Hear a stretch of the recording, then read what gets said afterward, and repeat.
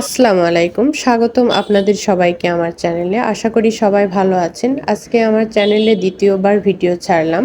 আশা করি আপনাদের ভালো লাগবে। আজকের ভিডিওতে আজকের বিকেলের কিছু অংশ আর আগের দিনে কিছু অংশ মিলিয়ে বানিয়েছি। ভিডিওটি শুরু থেকে শেষ পর্যন্ত দেখার অনুরোধ রইল। আর যদি আমার ভিডিওটি ভালো লেগে থাকে তাহলে একটি লাইক দিয়ে আপনার মতামত কমেন্টে জানাতে ভুলবেন না। এবং আরও নতুন নতুন রান্না ও ডেইলি ব্লগ দেখতে আমার চ্যানেলটি সাবস্ক্রাইব করে পাশে থাকা বেল আইকনটি অন করে রাখুন। চলুন আর দেরি না করে আজকের ভিডিওটি শুরু করা যাক। আজকের ভিডিওতে গৃহিণী হয়েও মাসে কিছু টাকা সঞ্চয় করা সম্ভব এ সম্পর্কে কিছু কথা বলবো। তার আগে ভিডিও রিলেটেড কিছু কথা বলে নেই। দুপুরে খাওয়া দাওয়ার পর থালা বাসন এভাবেই রেখে দিয়েছিলাম, সেগুলো ধুয়ে পরিষ্কার করে নিলাম। আমি বেশিরভাগ সময় কাজ ফেলে রাখতে পছন্দ করি না, তবে আজকে শরীরটা খারাপ লাগছিল তাই এভাবেই রেখে দিয়েছিলাম। সংসারকে সুন্দর ও পরিপাটি রাখতে ছোট ছোট কাজের গুরুত্ব অনেক। থালা বাসন পরিষ্কার রাখা পরিবারের সুস্বাস্থ্যকর নিশ্চিত করতে সাহায্য করে। প্রতিদিন একটু যত্ন আর সঠিক নিয়ম মেনে পরিষ্কার পরিচ্ছন্ন রাখলে কাজও হবে অনেক সহজ। মনে রাখবেন, একটি পরিচ্ছন্ন রান্নাঘর একটি সুখী ও স্বাস্থ্যকর পরিবারের প্রথম ধাপ।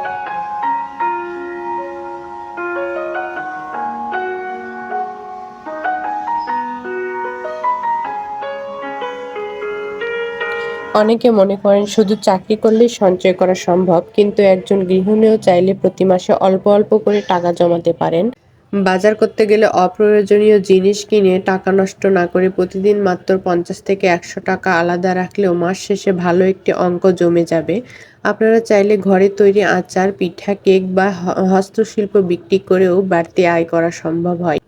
পাশাপাশি বিদ্যুৎ, গ্যাস ও পানীয় অপচয় কমালে খরচ কমবে।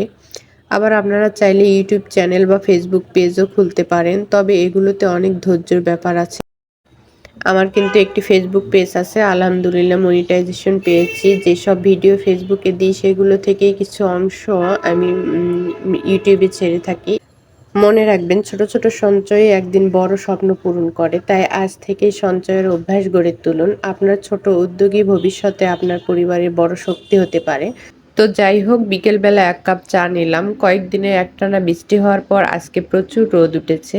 আমার এই ড্রাগন গাছটা দেখেন 8 মাস হবে, তাতেই ফুল এসেছে। ভেবেছিলাম বেলকুনিতে এই ড্রাগন গাছটা হবে না, তো আজকে রোদ ওঠাতে প্রচুর গরম। টুকিটাকি কিছু বাজার করার ছিল, ভাবলাম নিচে গিয়ে নিয়ে আসি। এখানে 970 টাকার বাজার।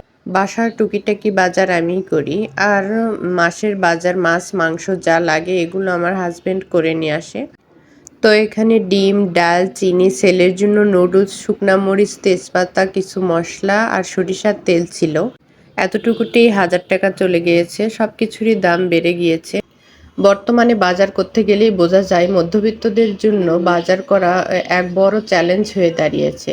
আগে যে টাকায় 1 সপ্তাহের বাজার হতো, এখন সেই টাকা কয়েকদিনের বেশি চলে না। চাল, ডাল, তেল, মাছ, মাংস সবকিছুর দামই বেড়েছে। তাই অনেক পরিবার এখন হিসাব করে খরচ করছে। অনেক শখ আহ্লাদও কমিয়ে দিয়েছে। মধ্যবিত্ত মানুষের সবচেয়ে বড় কষ্ট হলো তারা সব সময় মানিয়ে নেওয়ার চেষ্টা করে।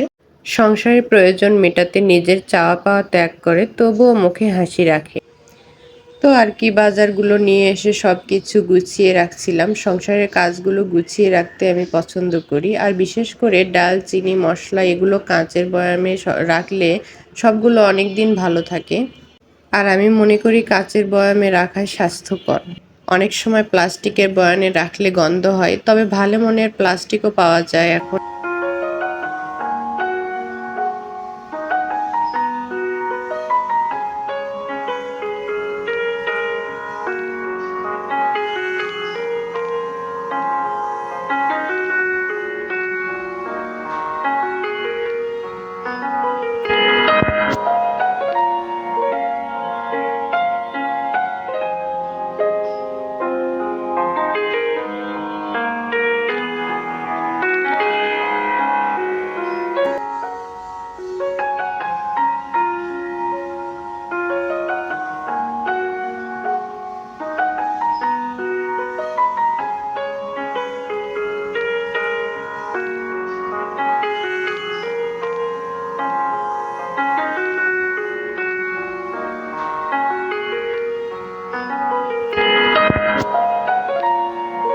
এদিকে বাজার গোছানো শেষ করে ডিমগুলো ভালো করে ধুয়ে নিব, কারণ ডিমে প্রচুর ময়লা থাকে। যেহেতু ফ্রিজে রাখবো তাই ধুয়ে পরিষ্কার করে মুছে ফ্রিজে রেখে দিব।